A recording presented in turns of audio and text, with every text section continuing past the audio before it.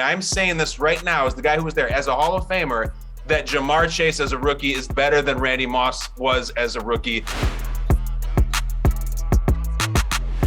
If you want to be the richest person in the world, there are two ways to pull it off. Number one, discover the cure for baldness. Or number two, bottle the chemistry of the crew on Good Morning Football. And one of the stars of the show joins us now, Kyle Brandt. Kyle, it is great to have you on. What did the Bengals show you with their win over the Chiefs last week? Dan, I'm thrilled to be on. And first of all, I wish I could have provided that other means to being the richest man in the world to you. I'm sorry, all due respect. I wish I could be there for you. I really do. My thoughts for that game were, there was a time the Bengals had a nice little run this year where they were the most fun to watch team. Oh my gosh, never mind the watchability or the excitement. They are actually a really, really good team. I don't think you want to play the Bengals, and we saw that happen right in front of us. It was exhilarating. It was really cool. I wrote down something you said earlier this week that was similar to that, and here's the quote.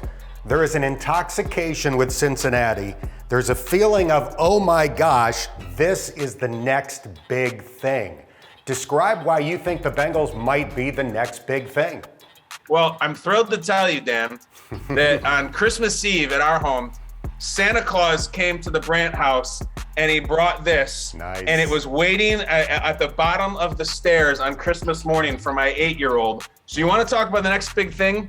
A kid born in 2013, living in outside in the suburbs of New York, wants a Bengals jersey with his pick from the whole NFL. This is the one he wants. This is the one Santa Claus brought. If that doesn't say next big thing, I don't know what does. That is awesome. Calvin is the sharpest dressed kid at his school. There's no question about it. Kyle, let's go back to this year's draft. I was Team Sewell. I thought the Bengals should have fortified the offensive line. I'm happy to have been wrong. You said going into the draft, you can either fix the stairs or you can buy an 80-inch TV. They got the 80-inch TV in Jamar Chase, and I really like an 80-inch TV. What do you think?